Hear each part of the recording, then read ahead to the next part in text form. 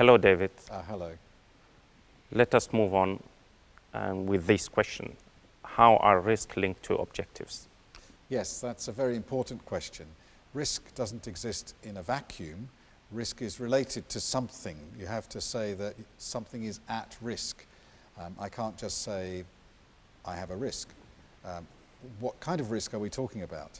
So risk, it says in the ISO standard, ISO 31000 that we talked about earlier on, that risk is effective uncertainty on objectives. And we have those two elements of risk, something to do with uncertainty and something to do with objectives. And objectives are what are at risk. So the risk is the uncertainty affecting something. It affects the objectives. The objectives define what is at risk. And so we define our risks in relation to one or more objectives. Now this is really important when we come to think about different types of risk.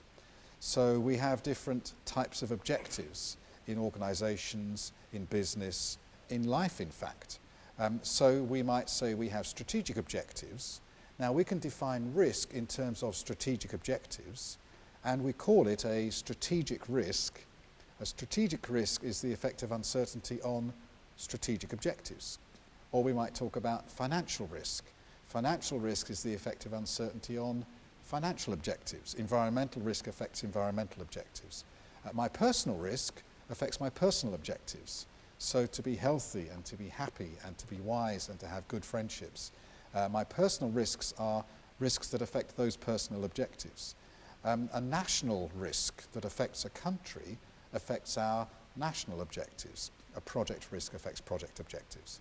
So with all of these things, we have to link the risk to the objectives.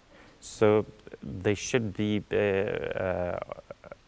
some objectives which are matter to the subject. Exactly. If we have no objectives, then we're not doing anything. We're just sitting in a vacuum and looking out of the window and we're not doing anything. Anything that we're doing, we have objectives that matter. And in risk management, we're thinking about the uncertainties that could affect those objectives. So let me try to understand this more. If that means that not all objectives are those objectives which are linked to that subject. That's right. So if we're focusing on technical risk management, then we're only looking at risks to technical objectives. If we're focusing on financial risk management, then we're only looking at uncertainties that affect our financial objectives. Now, of course, we need to bring those things together in an organization or in a wider context. So if we're talking about a business or an organization like the university here, we have a range of objectives.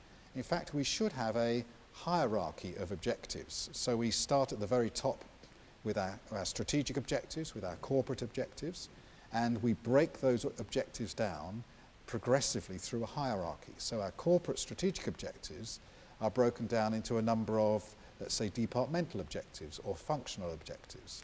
And each of those is broken further into maybe a portfolio of objectives. And each portfolio is broken maybe into projects or to operations, each of which have their own detailed objectives. So if that means that if we have an event without objectives, then we can't talk about risk? It does, because there's nothing that matters. So how can you have an event with no objectives? We don't know if we've succeeded or failed. We don't know if we've met our goals. We had nothing to aim at. There's an old English saying. It says, if you aim at nothing, you'll hit it every time. We need to aim at something, and what we're aiming at is objectives. And with this hierarchy, a hierarchy of objectives within an organization or a business should be aligned so that the strategic objectives are met by a set of functional or departmental objectives. And each functional objective is met by the portfolio objectives and the project or operational objectives below it. In the same way, risk management can be hierarchical. So we can have strategic corporate risk management at the top, we can have departmental or functional risk management, we can have portfolio and project and operational risk management, and each one should contribute to the next level. And when we put the whole thing together, we have a hierarchy of objectives for our organization or our business. We can also have a hierarchy of risks that affect each level of objective in the hierarchy, and we call that enterprise risk management. So are we talking about top-down or bottom-up approach? We'll come to that later on as well, but the answer is really both. That objectives are defined top-down. We start with the strategy, we develop that into a range of more detailed objectives and goals, and then projects and operations at the bottom. And then we fulfill the objectives bottom-up. So you do your projects and you do your operations in order to meet your portfolio objectives and your departmental objectives and your corporate objectives. And so risks are defined top-down and managed bottom-up. Thank you, David. Thank you.